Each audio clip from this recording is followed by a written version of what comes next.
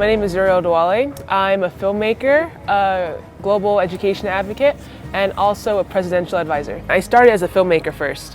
So when I was 9 years old, I was part of a competition back home in the United States, sponsored by the History Channel. And basically, they were asking students from across the United States to create a documentary, do a website, put together a play on a particular topic that they would give you. Now, I was 9-year-old, I thought, okay, it'll be fun to get a camera and put together a documentary. So I decided I'm gonna make a documentary, and the topic for the year that I entered was revolutions in history. Now, most of the students in the competition, most of my classmates, they chose things on the American Revolution, the French Revolution, Industrial Revolution, so a lot of the more popular ones. But I wanted to do something different, and so through a lot of research, I found out that the Ghana Revolution was one of the most successful held on the African continent. So that became my topic. And as part of the competition, I had to go to Ghana to film some scenes for the documentary. And so I was, capturing scenes, talking to people, putting it all together. And when I was in Ghana, I noticed a lot of children, but usually it was mostly girls who were out on the streets during typical school hours. And, I couldn't understand why that was. And I found out that there was a major issue of out-of-school children, but especially out-of-school girls. So I went back home, finished that competition, and then that experience still stuck with me. So it took a lot of brainstorming, and as a 9-year-old, I was trying to think, what can I tangibly do to make a difference in this area? And a year later, I found my voice, and when I was 10 years old, I started my education advocacy. It first started with my program called Dream Up, Speak Up, Stand Up. And as part of that program, I would go to schools across the African continent, and I would speak to students in schools about the importance of staying there and finishing their education, so that way they'll have more options in life. So to date now, from the age of 10 till now 21, I've spoken to more than 53,420 youth across 21 plus countries. So places like Botswana, Ethiopia, Kenya, South Africa, Mauritius, Ghana, etc. And the other aspect of this education program is I speak to world leaders. So I sit down one-on-one with presidents and prime ministers to discuss policy initiatives and discuss ways to improve the access that girls in their countries have to a good quality education. So now I've met with 36 presidents and prime ministers. Some of those include the president of Egypt, the president of South Sudan, the president of Liberia, the prime minister of Jamaica, the prime minister of St. Kitts and Nevis. So even in the Caribbean region, just to talk about things that can be done to improve the access to education for the children, but especially the girls in their countries. So that's kind of how all of this started. And now my Dream Up, Speak Up, Stand Up program has become the Dususu Foundation. So Dususu is D-U-S-U-S-U, basically just an acronym for that Dream Up, Speak Up, Stand Up program. And so with that now, we build partnerships, we build relationships with other organizations, and do whatever we can to try and make a difference in trying to increase the number of children and girls who are in school and actively getting an education. So I met my first world leader when I was 9. I was President Jerry Rawlings of Ghana. And you can picture a 9-year-old first president you've ever met. Of course, I was nervous, but now I've met 36 presidents and prime ministers, and with each leader that I meet, it's always focus driven, it's mission driven. I don't meet leaders to rack up numbers. I'm meeting with them to, discuss tangible and actionable steps that we can take for the girls in their country. So, all the world leaders are always very gracious with their time. They're very attentive, they listen, they take the time to really speak to me and help me understand what's going on in their countries, and then also work together so that way, we can make a difference in the lives of girls all over the world. So I have 3 younger siblings. I have a sister, Azalea, who's 18. My other sister, Ariel, is 15, and then the youngest is a boy, a little brother. He's 13 years old. So we've all kind of done work on these projects. And, to me, family is so important. And, siblings, just finding something that you all can get behind together and something that you're all passionate about and can work together towards achieving something, it's priceless. My sisters, they've always traveled with me. One of the initiatives that my foundation runs is a film workshop. So I mentioned I started as a filmmaker, and I was completely self-taught. So Google, YouTube, those were my teachers. And I realized that if at the age of 9 I could teach myself how to make films, then if others had the same opportunity, they could also make their own films. And so what my foundation does is we have a filmmaking workshop where we teach basic film skills like editing, lighting, camera work, and all those types of things, so that young women and young girls can learn a tangible skill, which is filmmaking. So we started that in March of 2016 in Namibia. I was 13 at the time. We ran our first ever workshop, and I had about 25 youth come out, and it was just it was an amazing time, an amazing experience to see other young people just like me, like, you know, picking up a camera, feeling empowered and making their own documentaries. And actually, one of the girls who attended that workshop, 9 months after the film class had ended, so she reached out to me and said that she went out, she borrowed a camera, she borrowed some money, and she made like a professional documentary, which she was able to shop around to TV networks in her area. And so we've scaled that project now to 6 countries, including Mexico, Ethiopia, Nigeria, Cote d'Ivoire, also here in Rwanda. And so my sisters, they've also traveled with me for those projects. They've helped me run those film workshops. They've helped me, you know, run programs in schools. And it's such an amazing time. It's so much fun. And, you know, I mean, we're siblings. We mess around, we have fun together, but it really is priceless being able to do this work with her. So from my perspective, I tackled it from the issue of education and how I want to see a lot more children, but especially girls, have the opportunity to go to school.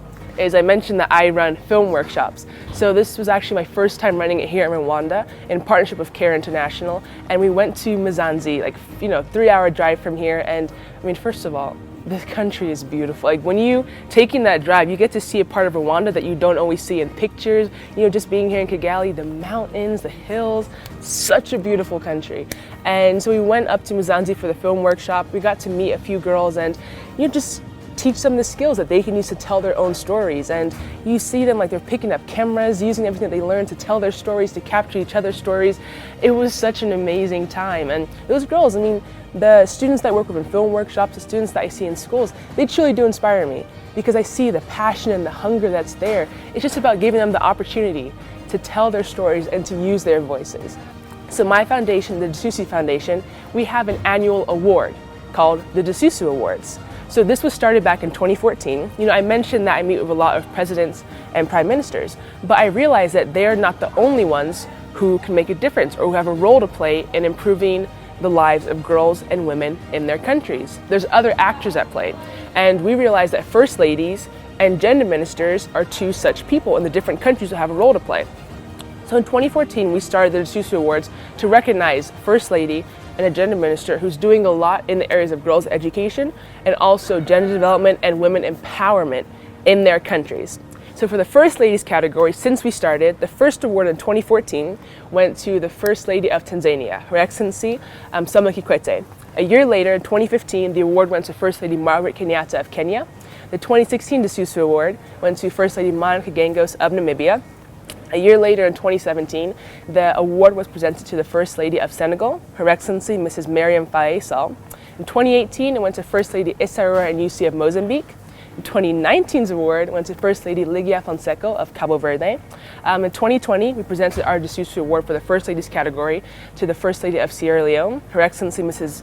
Fatima Bio. The 2021's Dasusu Award actually again went to Her Excellency the First Lady of Namibia, Monica Gengos, and our most recent edition, the 2022 Dasusu Award for the First Ladies category, was presented to First Lady Aria Ali of Guyana. So that's the First Ladies category. Now for the Gender Minister category, since we started in 2014, the Gender Ministers of Mauritius, Nigeria, Sierra Leone, and Jamaica are among some of those who won the award. And so the last reason why I'm here in Rwanda is that the 2023 Dasusu Award for Gender Minister category was being presented to the Gender Minister of Rwanda.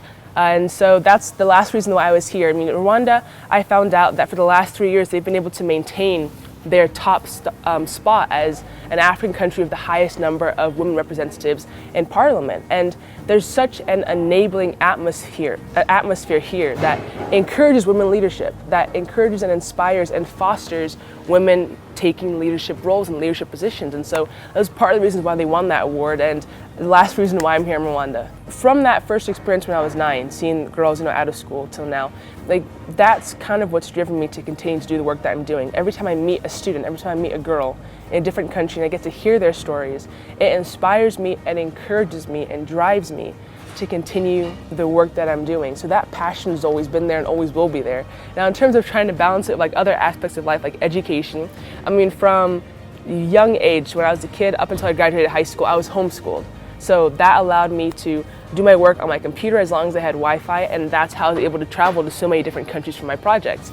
And then when I got to university to do my bachelor's degree, and then now my master's degree, it was just finding ways to balance it by traveling during the holiday season, you know, working with my professors to make sure I was always caught up on schoolwork. So it's work, I'm not gonna lie, it's work to balance all of it. But when you're passionate about something, when you're driven about something, when you have a dream, you will push yourself past any barriers and challenges to accomplish that dream. When I make films, I make them for 3 reasons.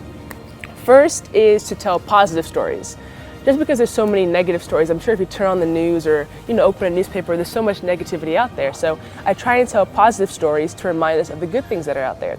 Now the second reason why I make films is to tell untold stories. So I feel like sometimes it's so important to remind ourselves of history and of parts of history that we never knew about, so that way they don't get completely lost. An example of that, one of my more recent films I made was on a place called Gory Island, but you'd be surprised a lot of people haven't heard of it. And so I wanted to capture its story for Black History Month back in the US, just to tell people, I mean, it's a sad story, but just to tell them that this was a part of history. And then the last reason why I make films is to bring awareness to certain issues. So for me, as an education advocate, one of the things that I can do is shed light on the issues of out-of-school children and out-of-school girls. So as far as filmmaking is concerned, I'm still in it, I still love doing it, and as long as it's one of those 3 things, you're always going to catch me making films. Now from an education advocacy aspect, now that we have our Disusi Foundation, the next goal is to grow it, expand it, to grow our initiatives like filmmaking workshops, and to try and reach more students in more countries around the world. One thing I always talk about is the power and importance of having dreams. It doesn't cost you to just have a dream, right? If you sit there right now and say, well, I want to become president, just having that idea, it doesn't cost you anything, right? So first thing I would say is to have dreams, to have big dreams. And then what I'd also say along with that is, if you want to become successful in whatever it is you choose to do in life, it could be actor, author, pilot, doctor, engineer, lawyer, whatever it is you want to do in life. A successful person, at least in my opinion, is defined as someone who fails, but then gets back up every single time. So if you apply that, if you apply having big dreams to whatever it is that you want to do in life, then you're going to become very, very successful.